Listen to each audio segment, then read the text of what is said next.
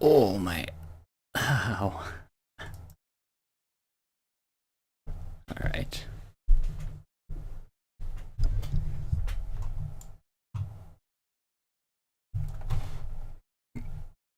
Pardon me. Good evening, ladies and gentlemen. And any other who so desire to stop by. Welcome to the conclusion of what was the maybe I should close that window. Goodness me.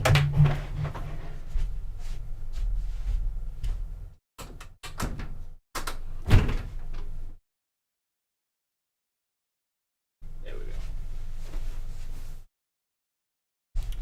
That's much better. Welcome to the stream. I hope people are doing well today. This is the final stream of this year. And as the title may imply, we're going to go out by doing a bit of reading. I got my cup of tea, got my water. Sweet, sweet nectar. Let's go. Because where last we left off, we had just about reached the fighting segment, which some might view as a rather important bit of a rule set, I suppose. Oh goodness, and I immediately leave it. I'm just gonna let my heart rate calm down a little bit. Because I'm an anxiety riddle mess, as per usual.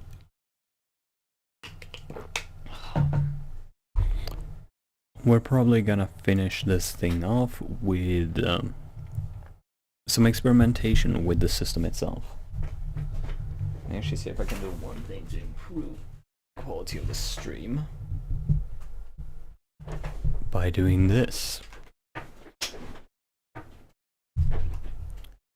This should help us a little bit in terms of quality. So, move that into there so I can see the shot. Put that down there.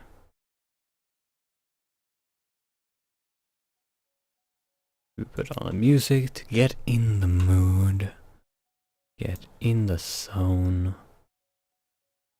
Because, after all, part of experiencing a game is that experience itself. So,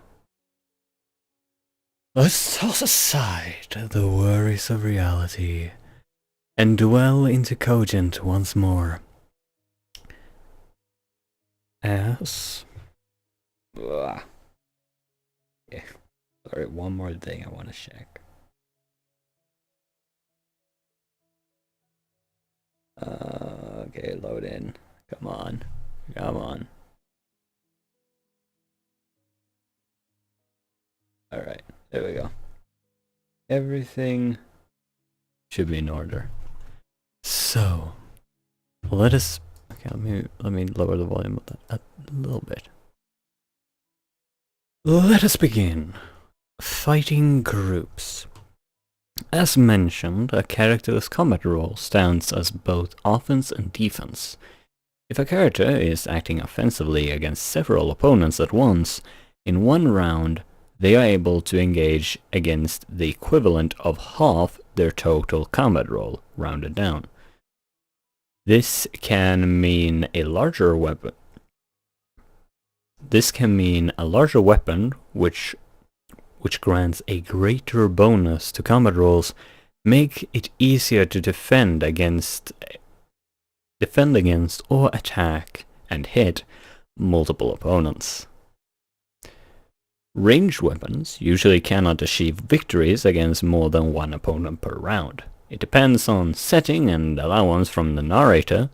For example, a fully automatic machine gun can hit multiple opponents in a single in a single round, see Hardcore Ranged Rules, page 49. However, a ranged combat roll still stands as a defense against more than one incoming attack. Indeed, any character can defend against a number of opponents in a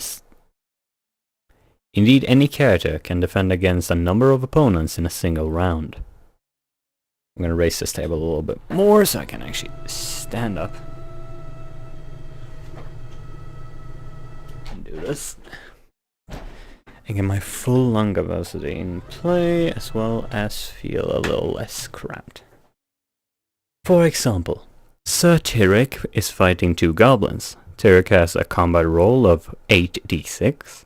This also means that Tyrek is capable of defending against and achieving victories against a maximum of 4 adjacent opponents in a single round. The two goblins he has engaged each have a combat roll of 7d6, base 3, plus 2d6 reflex, plus 1d6 from medium swords proficiency, and plus 1d6 from their medium weapons. One of the goblins rolls 4 wins, and the other rolls 5 wins. Tyrek rolls 4 wins. This means he can match one of the goblins' roll. This means he matches... God damn it. This means... I'm gonna take a sip.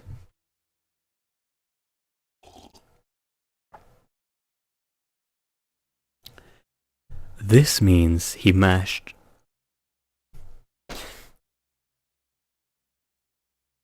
This means he matched one of the goblin's rolls, but was beaten by the other. The goblin chooses to inflict a... I was on the right track.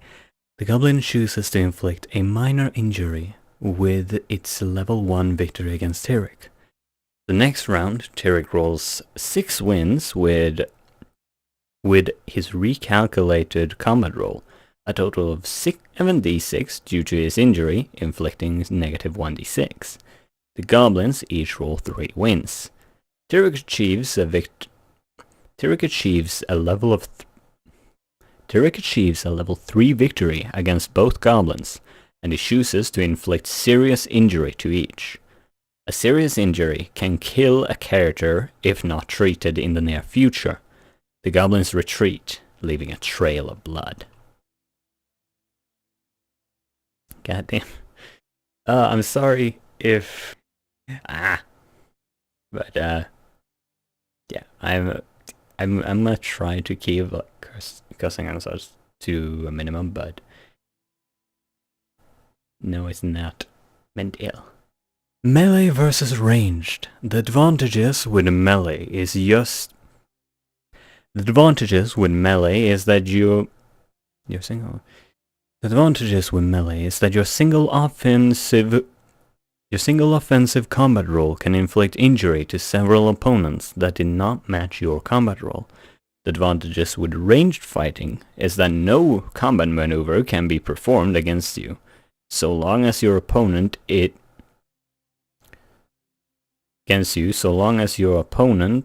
is not adjacent to. There's a little typo there.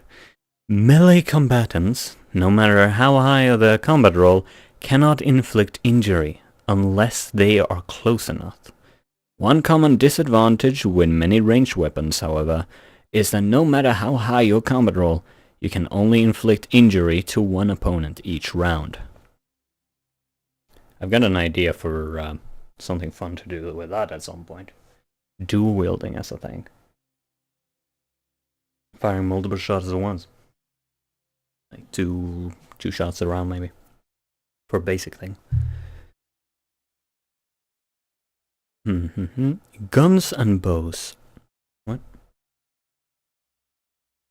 Guns and bows are meant to be used at range and don't perform well in melee combat. If a character using melee weapons wants to engage in combat against an opponent using ranged, the character with the ranged weapon will incur the standard penalty as described in the weapon modifiers, but not right away. The character using the melee weapon must close the distance, and the narrator will determine how many rounds it will take. It might not take any rounds if the character is close enough. Let me make sure that the music is not... Yeah, that shouldn't be very loud on your guys' end. Oh, we got good quality.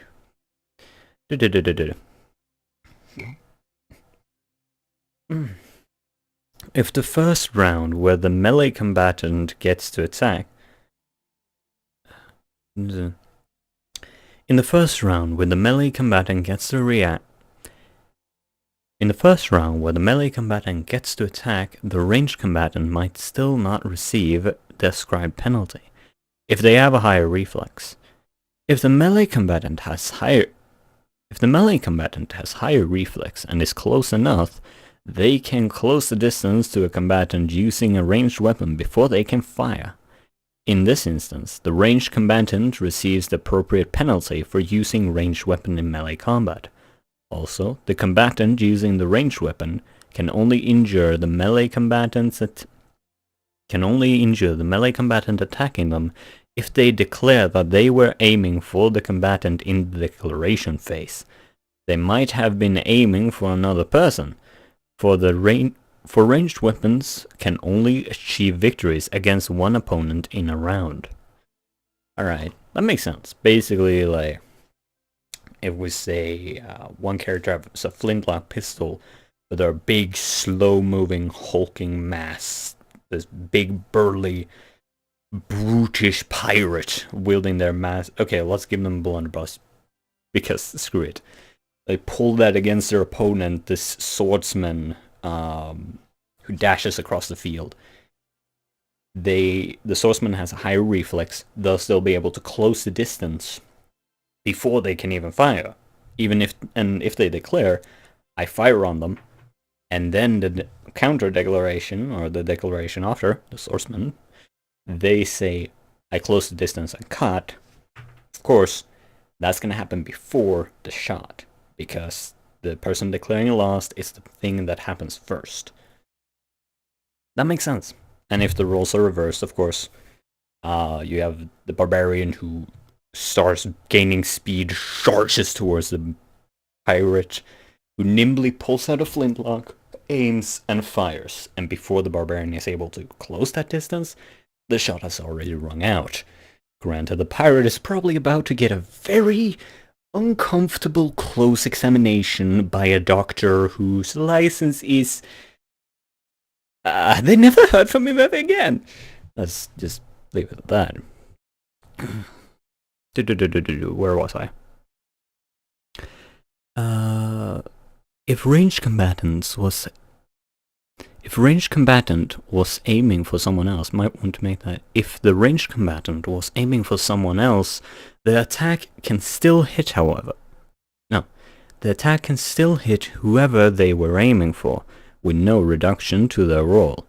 But when comparing their roll against anyone attacking them in a melee,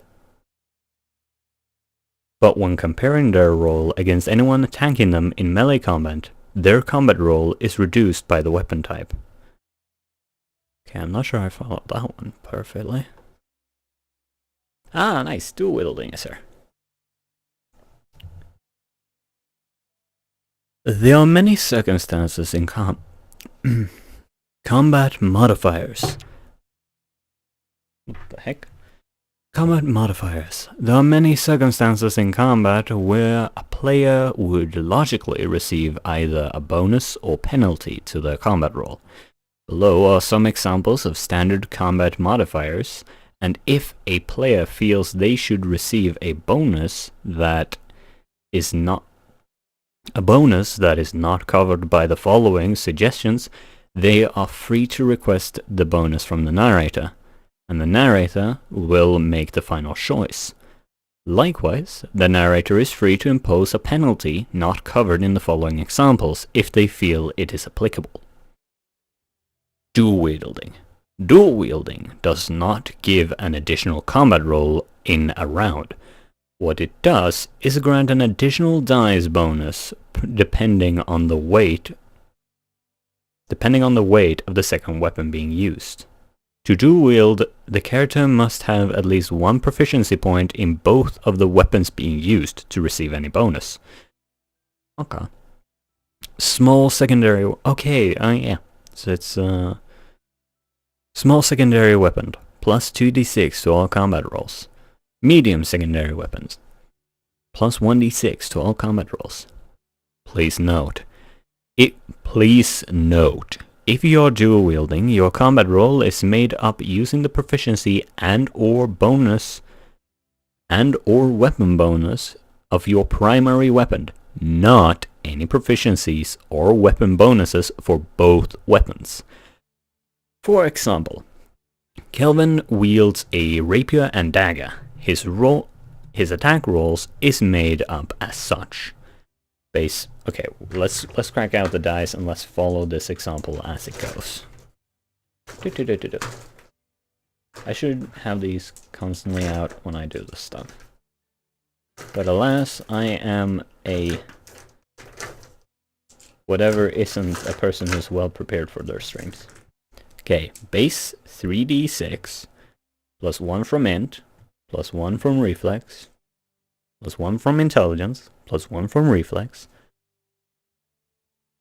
2d6 from his 2 skill points invested into medium sword proficiency, plus 1d6 from his rapier weapon bonus, the bonus for a medium weapon, plus 2d6 for the dagger he is also wielding. This bonus can only be added because Kelvin has at least 1 point in small weapon proficiency. If Kelvin were to be disarmed from his primary weapon in combat, he will lose any dual wielding bonuses and must revert to the dagger as his primary weapon until his rapier is recovered. Close. That's interesting.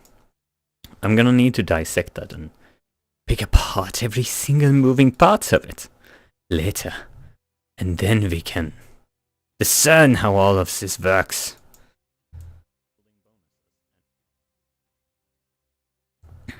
Alright, close combat. Close combat means the fight is so close in physical proximity that the characters' bodies are pressed up against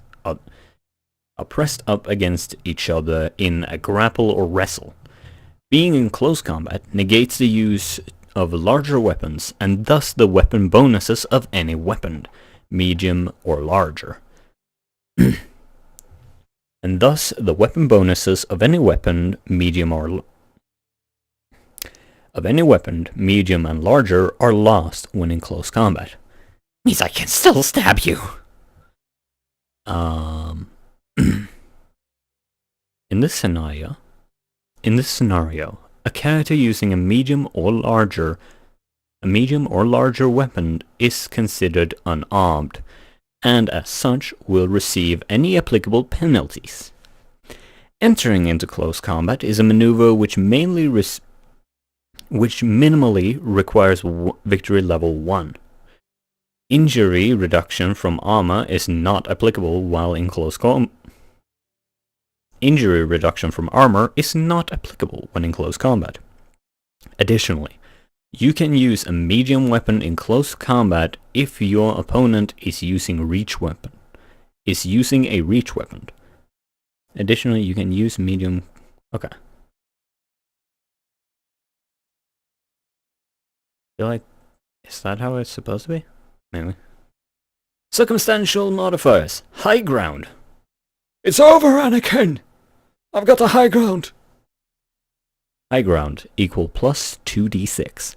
Bonus received through achieving a height advantage against an opponent, i.e. standing on a table, riding a mount,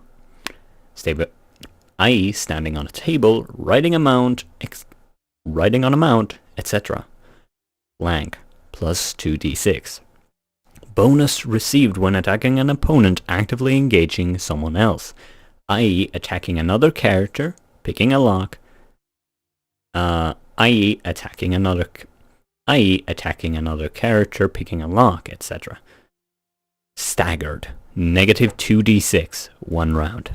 Penalty received if the opponent selects to stagger through stagger through a victory level, or if the narrator applies it, i.e. sand is thrown in the character's face, or they slip on oil, etc. Off guard. CL in lieu of defense roll. CL determined by a narrator, i.e. attacking a soldier from behind, may require a successful stealth check, when the attack, which they cannot defend against, will be the CL assigned by the narrator, which the player will roll against with a normal combat roll, without a flanking bonus. Any wins achieved over the CL counts towards the level of victory. Failing the CL commences the next round of combat, where the opponent is the engaged. Lying down / prone. Minus 4d6. Penalty lasts for 1 round, or until the character readies themselves, unless they are incapacitated or sleeping. Incapacitated/sleeping. In combat, the penalty counts as taking place during the action of getting up while defending. Unequal equipment. Equal. How unequal the difference? In combat, or out of combat, the task will be more difficult if the character is not equipped to do so. Picking a lock is much more difficult without lockpicks, but not impossible. A master lockpicker might be able to improvise. Killing a person with a stick is much harder than with a sword. If a character is attempting to perform a task without the appropriate tools, the narrator assigns an appropriate bonus or penalty to the player, which they must apply when rolling against the CL when in combat. Distance. Negative dice based on excessive distance according to the weapon being used. A thrown axe will receive greater penalties at distance than a longbow. Charge. Plus 1d6. If there is enough distance between the character and the opponent, they may charge, adding momentum to their attack. Brace. Plus 2 wins to combat rolls against a charge. A brace is a move purely to counter a charge, and can only be done if they have fast enough reflex, or a full round before the charge to prepare. A character with a higher reflex will be able to declare their action after the player who declares their charge. Bracing uses the opponent's charge momentum against them, enabling a prepared defender to more easily stagger, trip, or injure the charging opponent. For example, a troll charged Marcus with a combat roll of 66 plus 1d6 for the charge. Marcus, being aware of this due to his higher reflex, will brace against the attack with his combat roll of 7d6. The troll rolls a total of 4 wins, and Marcus rolls a total of 3 wins, plus 2 additional wins due to his high reflex, allowing him to brace against the charge. If he were slower to react, Marcus may have been injured in the charge, but due to bracing, he is now able to either stagger or injure his opponent. Please note, you may further reinforce your brace by making the entire action defense against gaining a further plus 2d6. However, no victory levels can be achieved in doing so. Incapacitated. If a character is incapacitated, they are held in place, tied up, or unconscious, and therefore cannot fight back or defend themselves. Armor levels are disregarded, and the CL a character must exceed to obtain any victory level against them is CL1. Yikes! I need a cheat sheet to see just how likely that is. But I I'll tell ya, that sounds pretty high. Okay, Jesus. Is everything working fine? We got no viewers, that's fine. We got no viewers.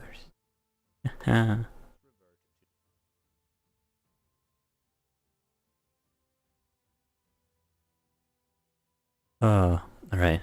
Chases. Chases are far more common than you might think. Just watch any action movie and see if there's a chase scene in it. Usually, there usually is. In Cogent, chases being by the narrator setting... In Cogent, chases begin by the narrator setting a distance level out of three categories to the characters in the chase, those being a close distance, medium distance, or long distance. At a close distance, the characters engaged in the chase are relatively near each other, but not near enough to engage in combat without ranged weapons. Narrators must keep relativity in mind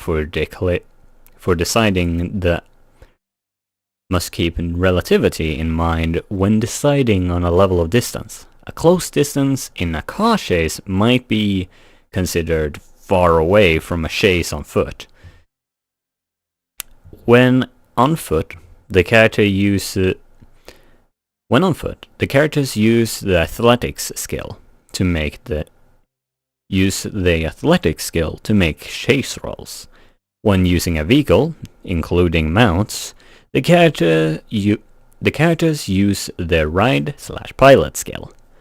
From the initial distance set by the narrator, the players roll against each other using the applicable skill, athletics or ride/pilot. Please note that other skills, vocations, and proficiencies can be used to assist the chase roll, such as using acrobatics to jump and weave through the obstacles to lose your pursuers. I need a sip. Oh, that is so sweet. If the pursuers win the chase roll, the distance between the characters is reduced. If the pursuer wins the chase roll against the target in a close distance, the pursuer catches those trying to flee. My goodness, this is sometimes very loud and sometimes very, very low, this music. Where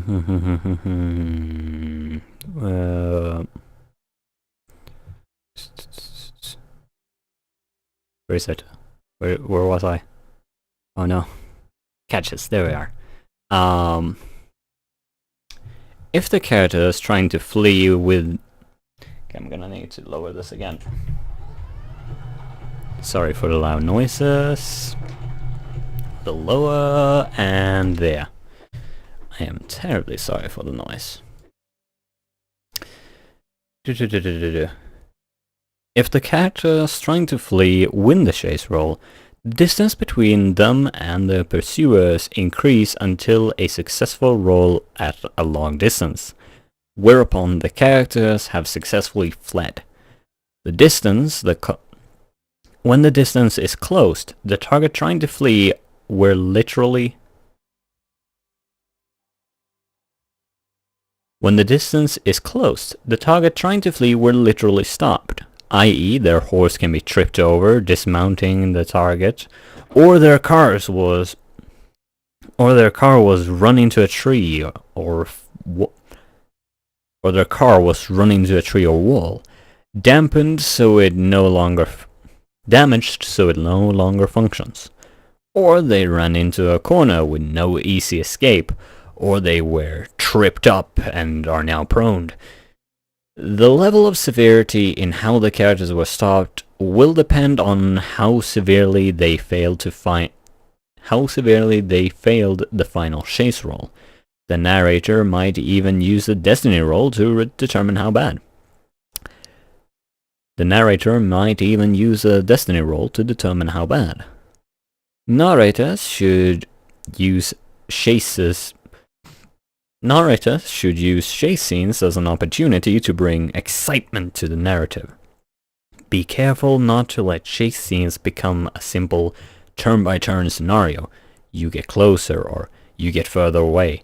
Instead, describe the obstacles and make it difficult and exciting. Always. Always. Oh, and here we come to something that will be fun. Fundamentals of narration. Narration. I've got a British friend. I wish he was here right now.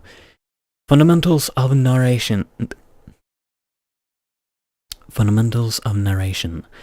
As this is the very first version of the alpha of this code. As this is the very first version of the alpha of the Cogent roleplay system, there is much that can be added to these chapters, in particular to the chapter on narration. For now, we will simply encourage narrators to be inventive, focus on engaging the players through descriptiveness, and make sure all participants get equal time. Beyond these things, it's the narrator's role to guide the story and provide the fun. No pressure. And sometimes even narrators need a little help to keep things fresh and avoid claims of bias towards a specific outcome. It is for these reasons that we use a mechanic called the destiny roll. The destiny roll. So far untouched in the text of this manual is the destiny roll. So far untouched in the text of this manual, the destiny roll stands alone as an extremely powerful and dynamic storytelling tool. The destiny roll is made by a 20-sided dice, or D20, and is made by the narrator, or assigned by the narrator to be made by a player. This roll can be applied to endless scenarios, and is used to allow the narrator to let fate, the roll of a dice, to decide what direction the story will move on in, be that for or against the player's goals and desires. The higher the roll is, and the closer the roll is to 20, the more advantageous the result is to the players. Adversely, the lower the roll, and the closer it is to 1, the worse the disadvantage. Furthermore, rolling a 20 is considered a critical success, and may allow the narrator to assign exceptionally advantageous circumstances to the party or player. Likewise, rolling a 1 is always to be considered a critical failure, and will result in all kinds of things the players won't want, whether they be revealed as immediate or delayed consequences is up to the narrator.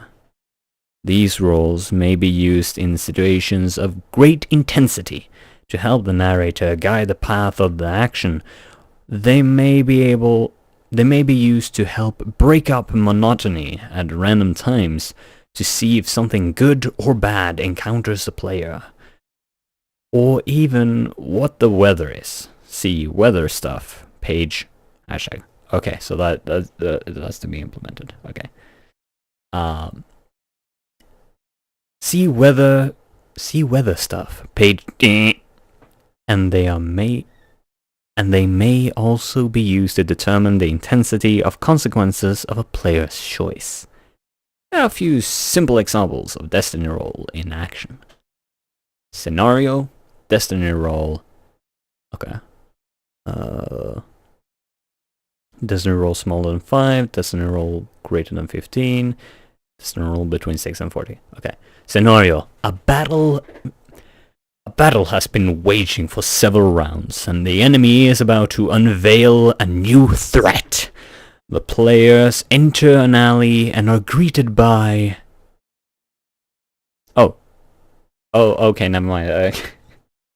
Might want to space those out a little bit more, particularly first. A battle has been waging for several rounds, and the enemy is about to unveil a new threat. A colossal dragon, loosely chained and ready to attack anything in sight. A squad of angry soldiers led by a menacing captain. A siege weapon prepared to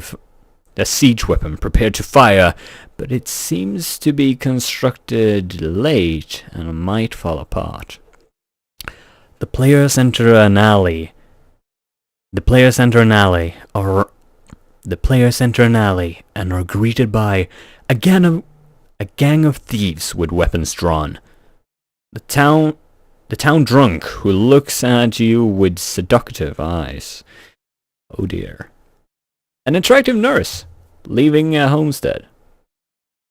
Hello, nurse.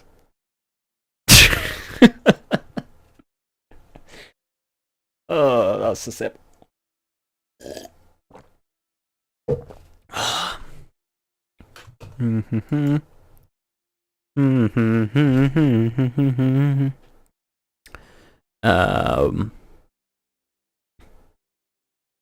You fall through the floor into a room below. A dungeon with no apparent means of escape. A warehouse. Several officials gasp in surprise. Oh. A courthouse, whereupon several officials gasp in surprise. A whorehouse, which has been a whorehouse, which has been desperate for new customers. Yeah, that's the nat 20 for my players. I know you filthy degenerates, and I love you. Hardcore combat and supplementary content. For hardcore combat details and supplementary content, including an example magic system and guides for expanding upon the core rules, please visit the official Cogent roleplay website and rulebook at www.cogentroleplay.com. Oh, that's all. Oh, neat. 25 minutes and we'll like... Yeah, 30 minutes and we'll through it. Hey! Huzzah! Alright. Haha, neat. Oh, that's probably messing with you guys' visual, ain't it? Okay. So, here's the thing. Now we come to the bit that is gonna be very fun for me. Because I want to have a look at this and think, okay, what do we do now? Because I've got a plan. I've got this idea in my brain for a little game for my friends and me, right? I want to run a little one-shot, nothing big. I want to get a feel for this system. For that, we're going to minimize that. And we're going to open up this thing.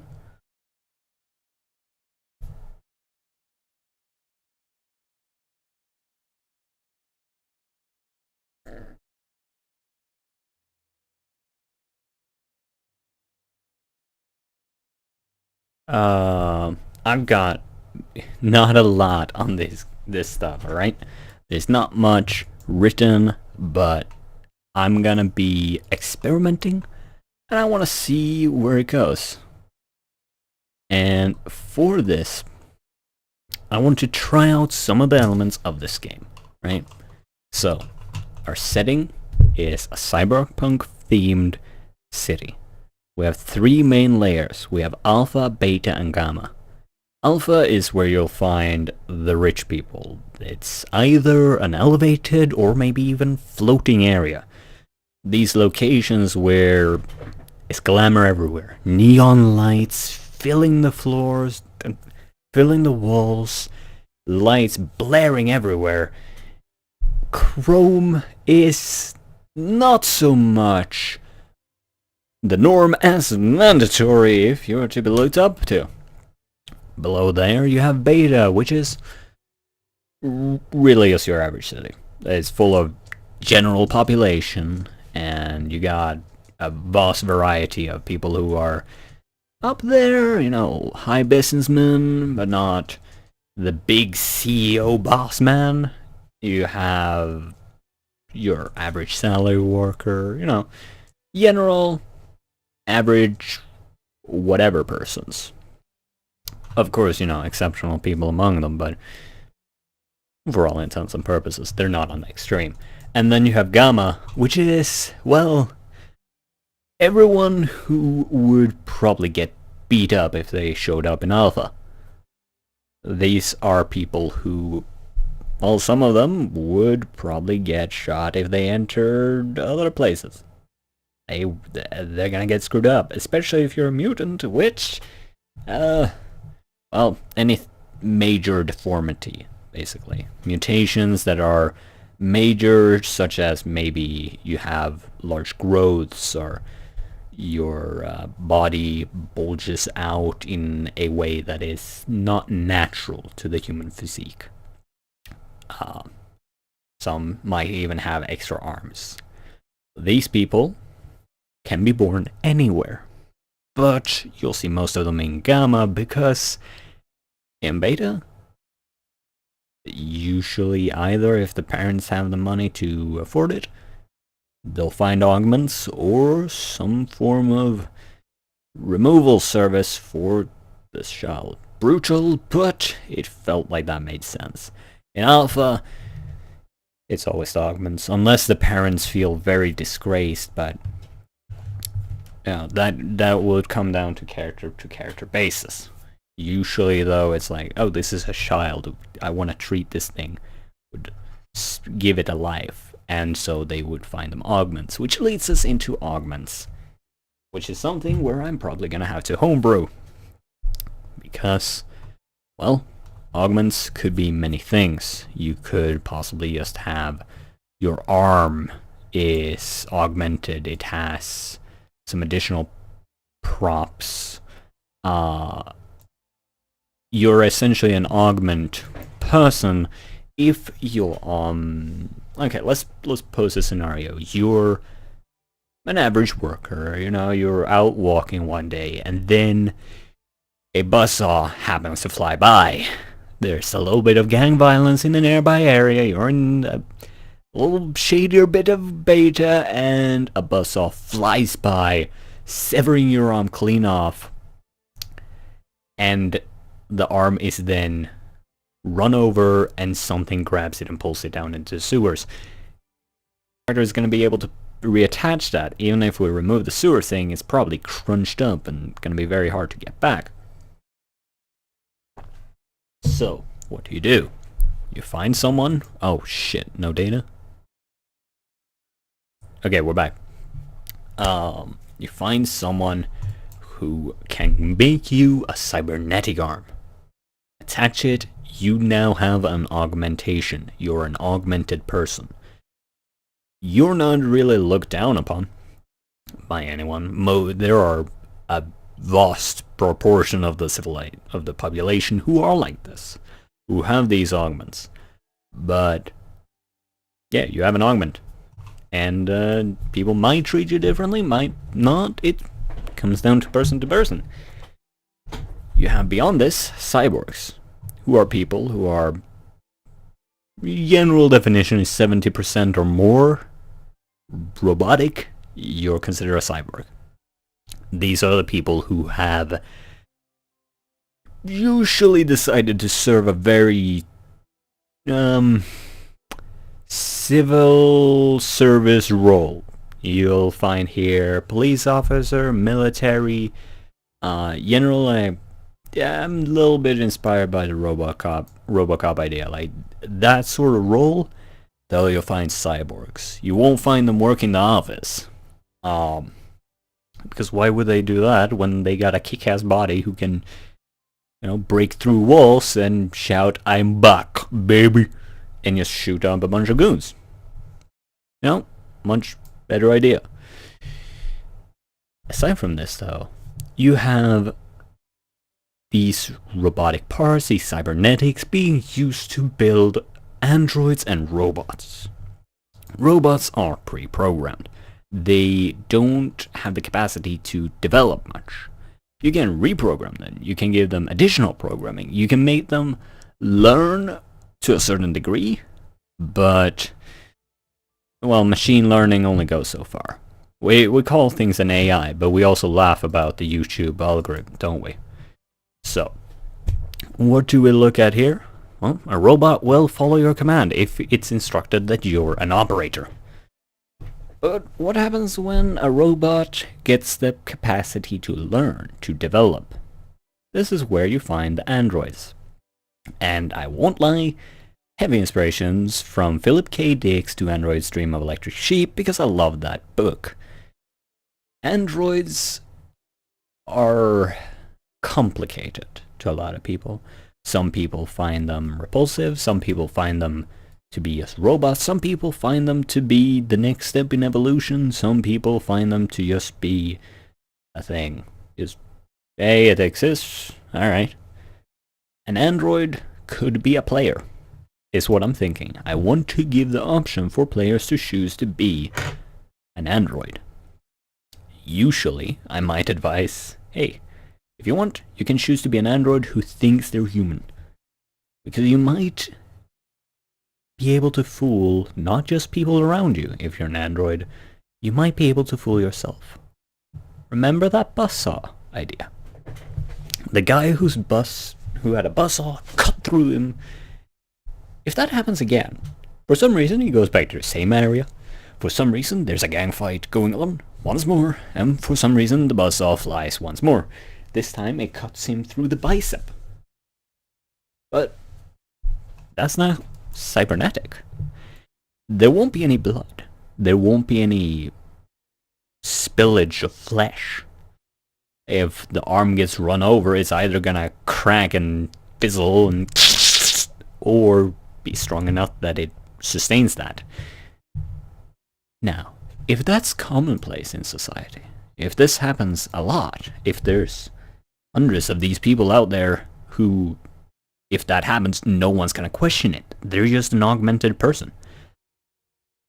If an android is able to fool themselves, as long as they're not wounded in a severe way somewhere in the chest area or in the head, God forbid, like, that's where it will be revealed. If you shoot into the skull of an android, the brain being one of the few things that you can't really augment much, then that could be an amazing moment for the android to realize, holy shit, I'm not human. I am an android. What does this mean? And you can have that whole existentialism thing, and I have to admit I'm a sucker for it. So, what do we have that brings us to? Well, I like to make this world have cyberpunk elements, which means I need to consider weapons. Most of that is going to be covered. Let's bring back up the rules. Right? So, rules. So, weapons, combat. For combat, what we have is, well, armor, we could consider this, right? If someone has a robotic arm, maybe we can consider that as a bit of armor. Like, They can reduce injury if a large hound bites down your robotic arm. It's not going to be the end of the world for you because, well, it's going to need repairing. Maybe it can be incapacitated, but you won't need healing, so to speak. You won't need someone to sew you up because your arm is out of function. Your laptop has closed down. Doesn't mean it's going to explode in your face, usually. Delicious tea. That's an interesting thing to look into, but weapons modifier, okay. Reach and ballistics, so ranged weapons, where are the ranged? +2 weapon bonus at distance. Okay, so it's the same for ballistics. Alright, so we're just gonna use that. We're just gonna take for our very futuristic looking gun, we're just gonna use the hand ballistics, right? For rifle, use the shoulder socketed ballistics. And heavy ballistics for other things. Maybe we can also... No, it's just gonna be flavor. If someone has like an augment in their arm, it's just gonna be flavor. If we want to make like the mantis blades from the Cyberpunk 2020 or Cyberpunk 2077, whichever you choose, if one of those mantis blades that is in the video game, then probably a medium weapon or a small weapon.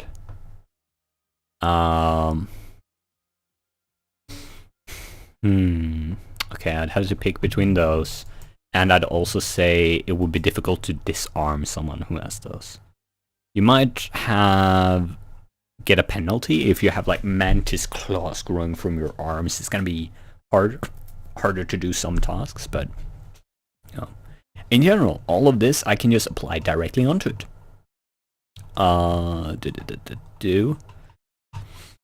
This is really easy to pick up and play. I thought I would have to do a bunch of homebrewing here, but no, I can use most of that to just immediately put into this.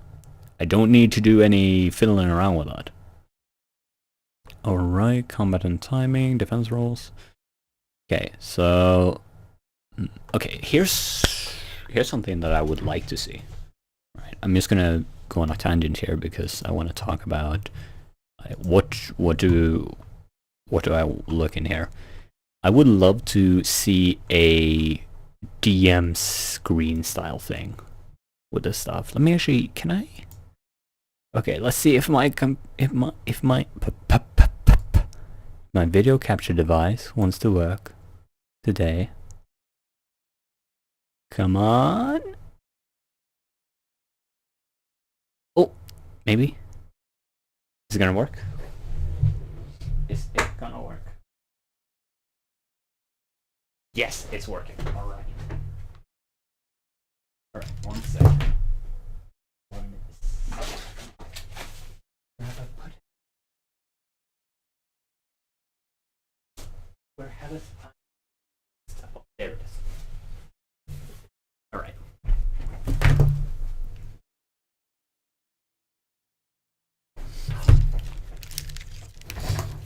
Alright. Alrighty.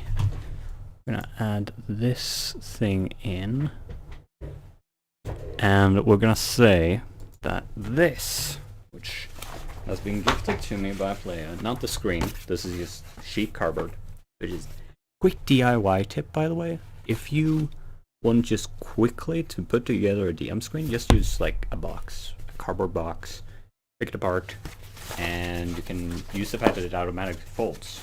Like, I think the original configuration for this was probably like something like that. I don't know.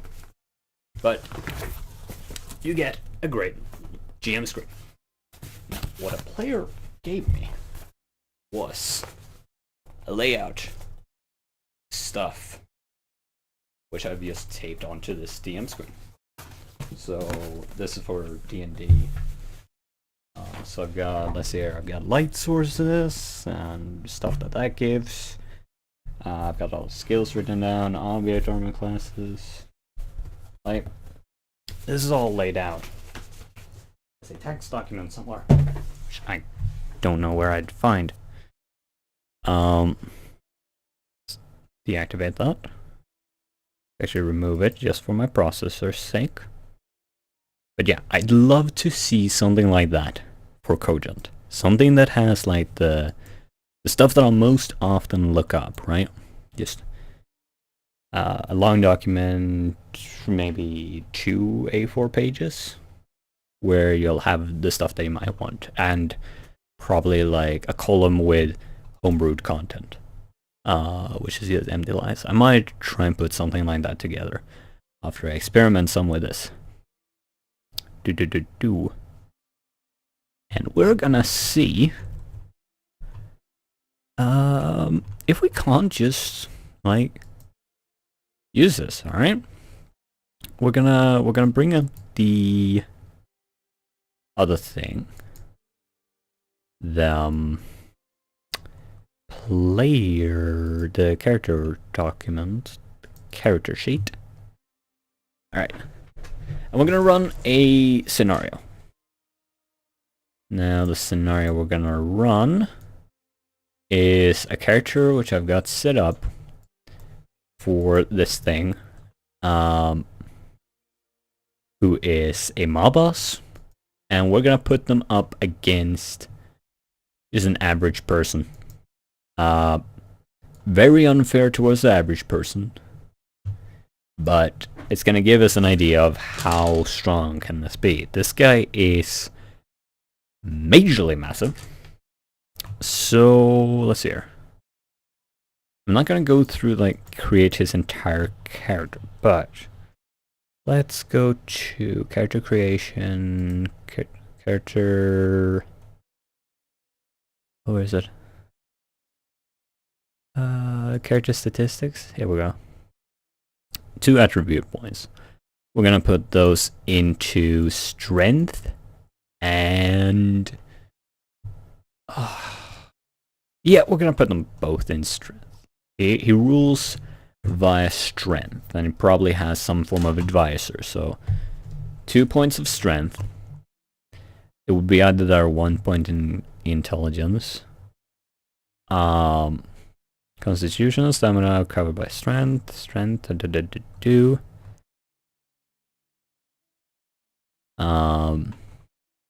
Perception. So we then need to go to core skills.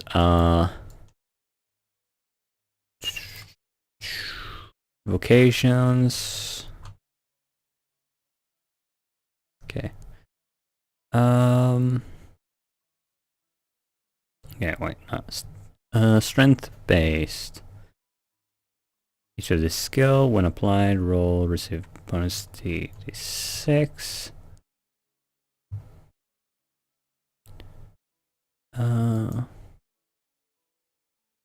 Okay, so let's make them charge. Let's make them do that charge thing against someone.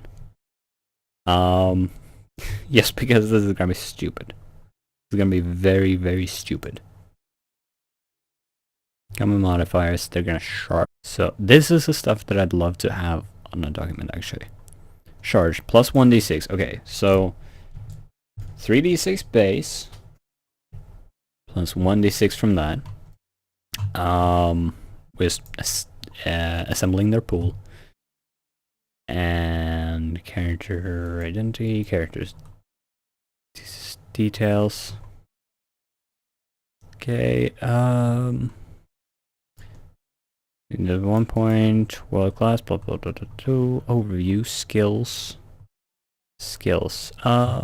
By default 8 skill points they may assign to the character during character creations. Okay, alright. Alright, so we're gonna see how to in athletics.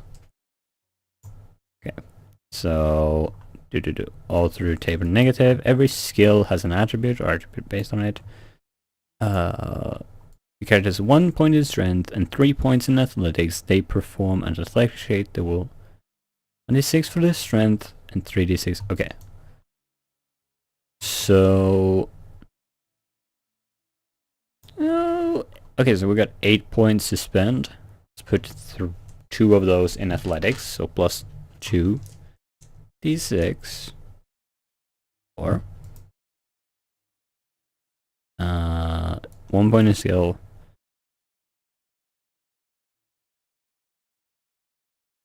Okay, that's the one part where I'm feeling a bit confused. I'm not sure if having 2 in something would add more. But we're gonna let him live on that. That's gonna be okay. So far they have 66 on that. Now they are augmented.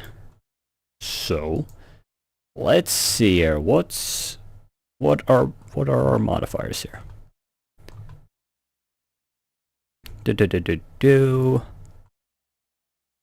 Let's call that our extra stuff. Let's give it, like, it's sort of like a reach. Let's give them +2. Let's give them +2 d6 for it. Putting their dice pool up to 8. That seems fair enough. That feels ridiculous enough within the system. And their opponent, we're gonna say that they're a little bit quicker. Maybe this guy is actually warned, like, look, you don't want to do this. You're walking up against me. I'll crush you. And he's scared shitless, but he's gonna try. Okay, so either he's gonna stand a fight. We're gonna roll a fate roll, a destiny roll on that. Good result. He tries to run because that's probably his wisest option. He can try and dart out the wall or something. Get out of here. Negative. Yeah, he's gonna try and brace. So let's roll.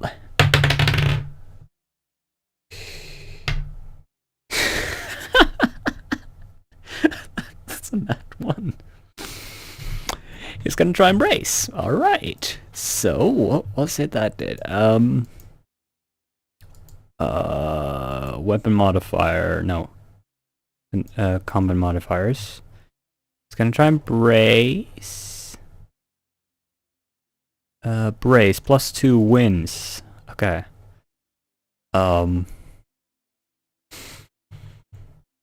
Okay, so he does get 2 wins. So let's make the roll. Right. So yeah, they have the higher reflex. So declaration phase. The mob boss declares, "I'm gonna charge at you." The guy who loaned a bit too much money, he declares that I'm gonna try and brace it. So then declaration is done. We go in opposite order back up, and he rolls 3d6 plus 2 extra wins. That's 1 success. And then the mob boss rolls. So that's 3 successes that he needs to beat in order to kick this guy's bum. With 8d6. That's 1, 2, 3, 4, 5. 5 successes against 3. So that's 2. That would be 2 degrees of... Okay, that felt very natural. If that is correct... Okay, so is that 2 victory levels? Common roll, no, every win a character of another is a level victory. Yeah, that's a level 2 victory.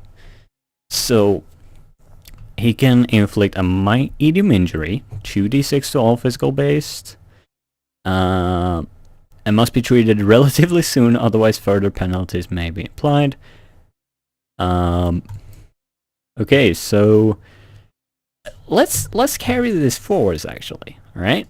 So let's call that a medium injury. So the mob boss inflicts a medium injury. He rams into this guy, slams him into the wall. His chest, it's cracked against the cement of backdrop, a cracking from the other side as a screen someone was watching something on is damage. Though I don't think they're going to complain to the boss about it. There's a cough of blood, and this guy now has -2 d6 to all his rolls. That means he has 1d6 to roll, because he's just an average Joe.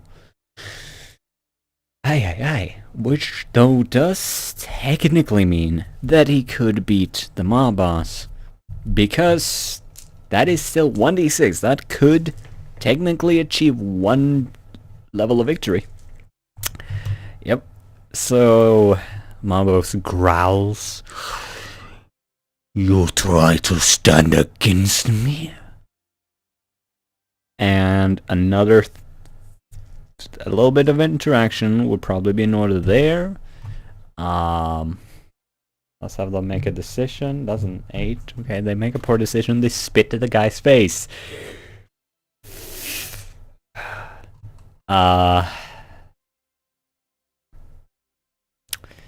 So he's pretty much held in place by the flow of story here. He's held in place. So he's just gonna get punched in the face. Now, being held in place would pretty much be prone. That's not good. Alright, so alright, my boss is gonna smash his face in. 3 base dice, plus 2 for his strength, plus 2 for athletics, because unarmed, that would be that, right? We're gonna give him the benefit of, no, actually, you know what? Yeah, okay, so melee, unarmed. Where is it? This is something to get used to, but it could probably come very, very natural. No, negative 1d6 unless wielding some type of hand protection such as brace or gauntlets. Okay, we will take away 1 dice just for the sake of it, which still puts him at 6 dice. The other guy is... he doesn't have much he can do. We're just gonna have him like struggle to try and get loose before the punch lands. I mean, that's a 6. Oh wait, if they're struggling, is there something for that? Wait, that's a contested roll, ain't it? That's contested. But everyone just rolls once, so that's gonna be contested against the attack. So he's trying to get out of the way and escape the grip.